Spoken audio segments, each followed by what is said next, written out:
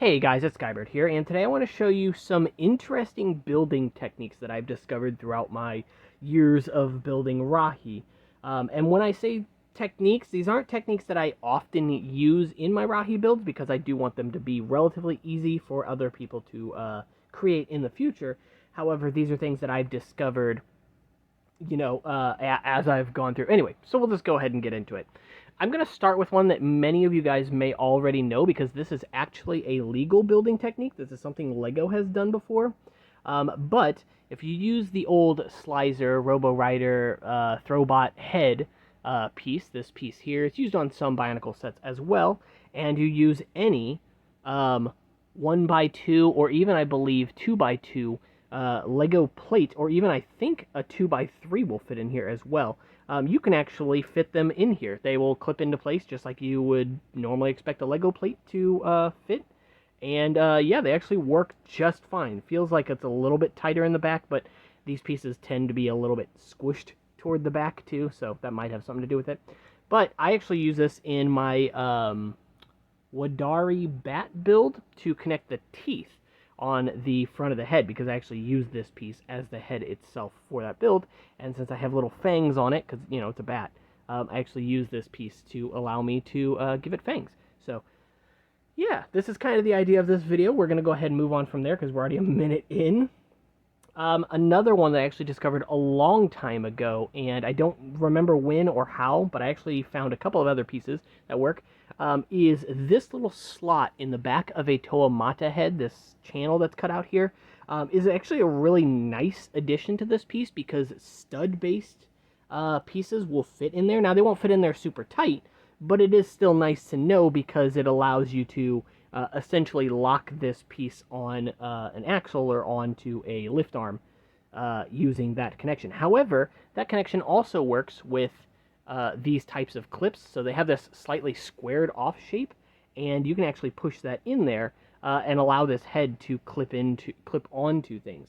Well, anyway, I decided to test it out with a few other pieces, including the Star Wars hilt piece, which also fits really nicely, in fact, better in there, and it would allow you to obviously connect two of these pieces onto whatever you want, but also this clip piece here as well, and I believe the double-sided version of this would also work, but this round area here is also the proper size to fit in there as well. So that's really fantastic. That would allow you to obviously connect it to system things wherever you want, so it makes the Mata head far more usable, and it's really nice to know that those are things that work. Moving on, we're going to go to, well, actually, we're going to start with one that I actually discovered relatively recently as well, when I was making one of my smallest Rahi that I've ever designed, if I can get this piece off.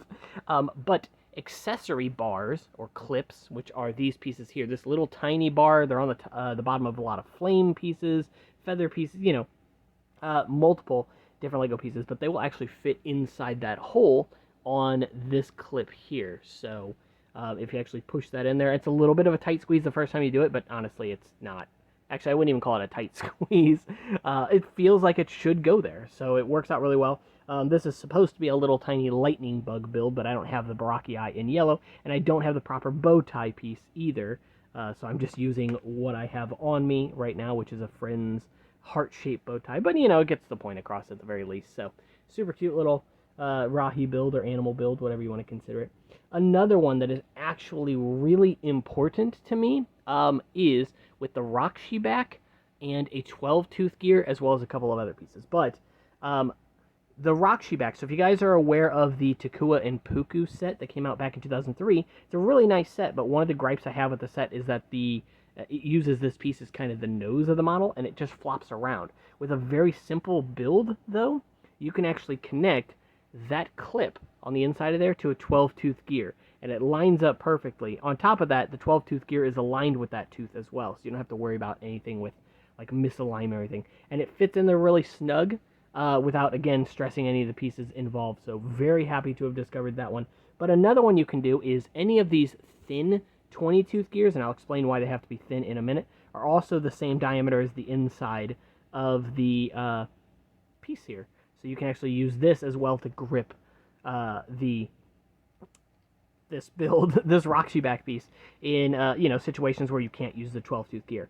The other version of this that has a pinhole in the center that expands all the way up also works, but the full-size 20-tooth gear does not work because it has these little extra bits of plastic that stick off the sides here that the thinner versions do not have. That little extra bit of plastic is just enough to be too wide for this Roxy back, so it won't properly fit on here. Not a big deal, but those are really nice ways to attach those pieces.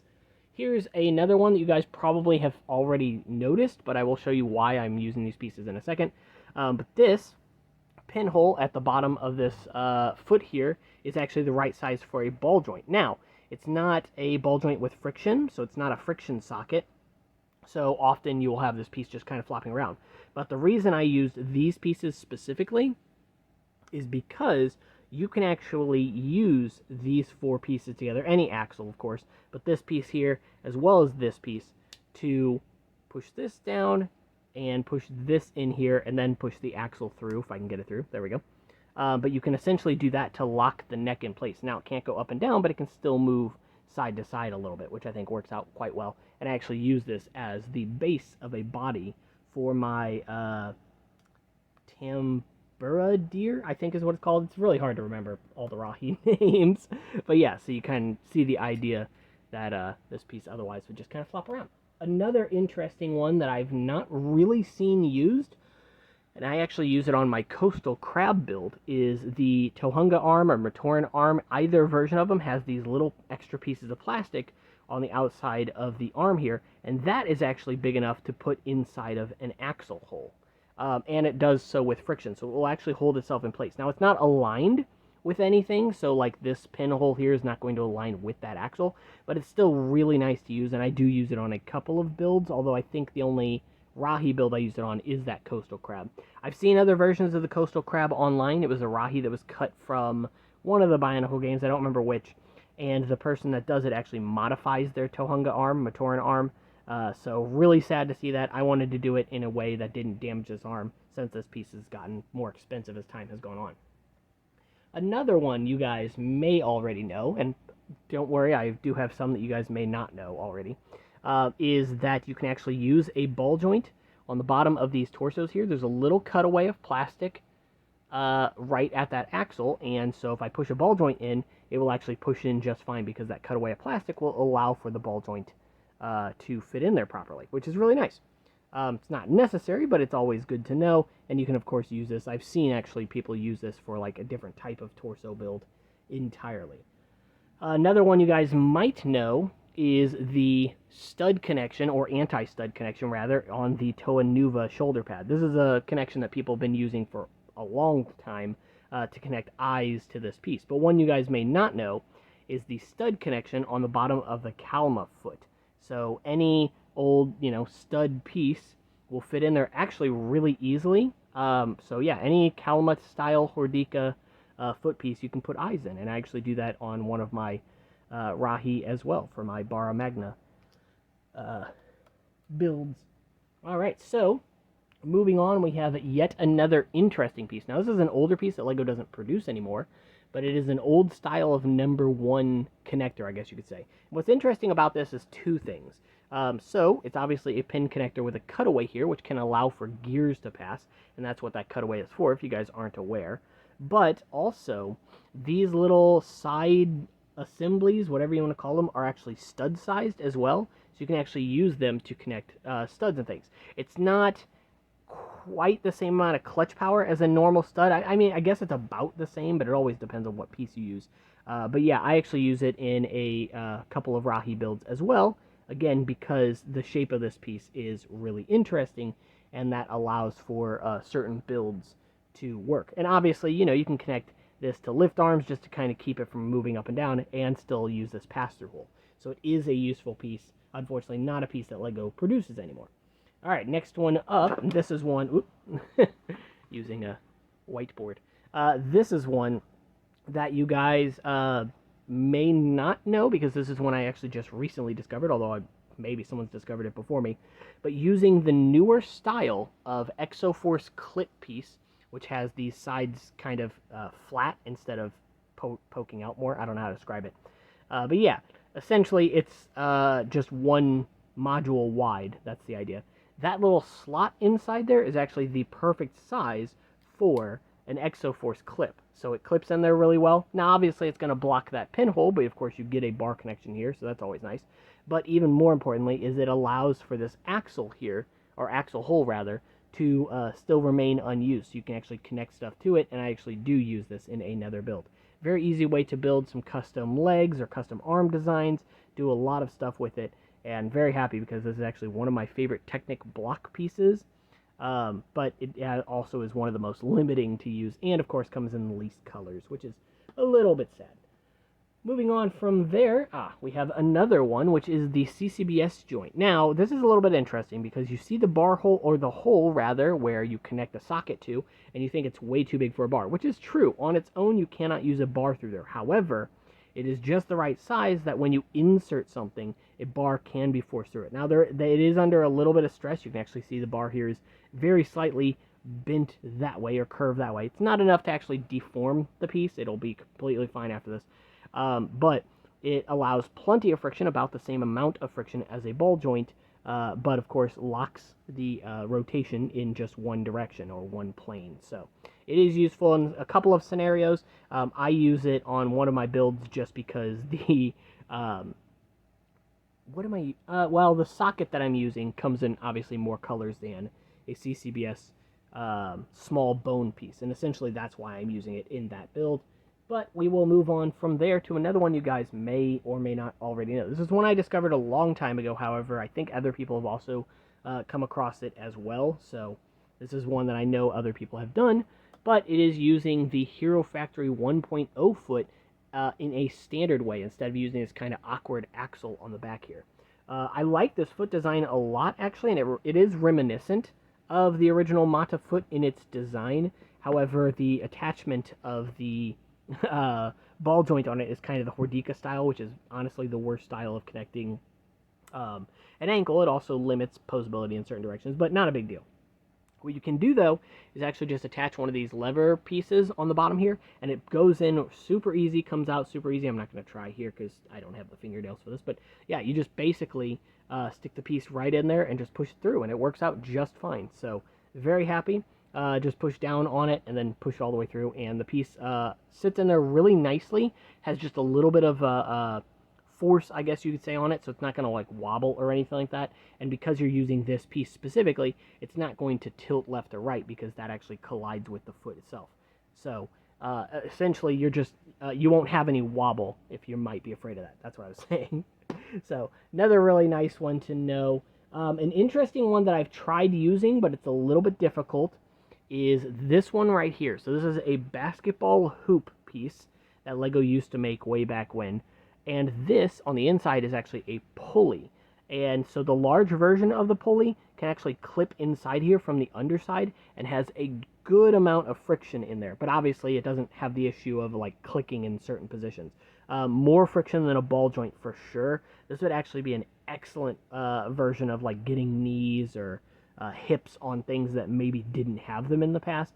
But again, unfortunately, it's just the weird connection points on it that make it hard to use. Yes, you get the axle here, but that axle on its own might not be enough strength to really hold, the amount of force it takes to turn this. So, yeah, interesting. Not sure how super usable it is. Obviously, you can use it for other things too, because you can connect the pulley to something, so you could essentially use this as like a rotating cannon or something. And I think that is definitely an interesting piece nonetheless, but still a little bit hard to use at the moment. Not something I've invested too much time into. Yet another one that I use, and this one's going to be a little bit harder to explain, but I'm using Matoran or Tohunga feet, McDonald's Matoran feet, whatever you want to call them, and connecting them, interconnecting them, rather. It's a little bit difficult to explain how to do this, but essentially you want this back arc to go through here, or, well, rather, I'll show you from this piece forward. So you push this piece in like you're going to attach it to the bottom of this pinhole, but instead of attaching it, you push up on it, and then you tip the toes forward, so you try to get these toes touching, and you want to push this pin up that direction, if that makes sense. So essentially, you're doing that motion, if that makes sense. Next, you're going to take the next foot and you're going to want that little arch on the back to slot into that thin little sliver and it's a little bit hard to do this when you haven't done it before. Yeah, but it just kind of clicks in place, and you can just keep doing this. And now you might ask yourself, well, what is that useful for? It doesn't seem like it does anything. And that's fair because it is a relatively unstable joint. But what you can do, and what I've done, this is actually the base that I did for the Nui Copen, which I left sitting over there, so I can't really grab it for you, is I actually run some flexible tubes or hoses or whatever you want to call them through these holes. And I just align them with all the holes, and that will actually hold all these together. And then you can just connect them at the bottom, connect them at the top, and now essentially you have this really nice angle here, and you can just choose whatever colors you want. In this case, obviously, I chose yellow, black for the Nui Copen. Here I chose yellow and purple to kind of show it a little bit easier. In order to take it apart, you just kind of do the reverse, and it comes apart a little bit easier because, again, the angles of things. But, yeah. And then the last two are obviously easy to get apart because there's no tension on anything there. So, very interesting, very useful little piece. And I think the last thing I have to show you here, if I'm not forgetting anything, is one that I used on my mini Borak, but I've also used it on my ultra posable Matau build, is this little piece right here. So in this case, I'm actually using a Borak limb, and I am using a modified piece here. You don't have to pay attention to that because that's not the important thing. But this is actually just a barb piece or a spike piece, one of these small pieces.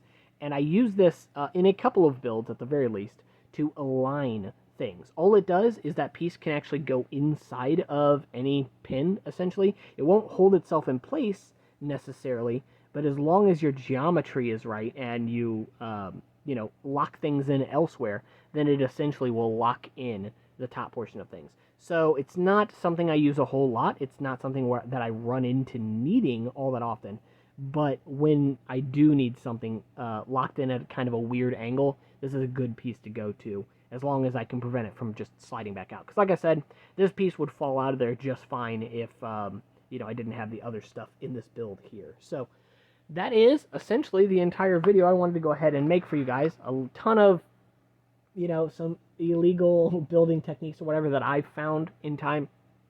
I know there are plenty more that I didn't even think about when I was making this video. So there might be a part 2 to this in the future. But it's just a couple of items that I want to go ahead and show you so you guys can use them too. I think the most useful is probably that Roxy Spine. I know a lot of people that use rubber bands to hold the Roxy Spine in place or stick something through this hole here to, lock it in place. I also know, and I didn't show it in this video, so I do regret that, but there's a specific piece that I can use inside here to attach this in a different way. Anyway, it doesn't matter for this video. But long story short, there are more connection things that you can do with this piece to make it far more usable.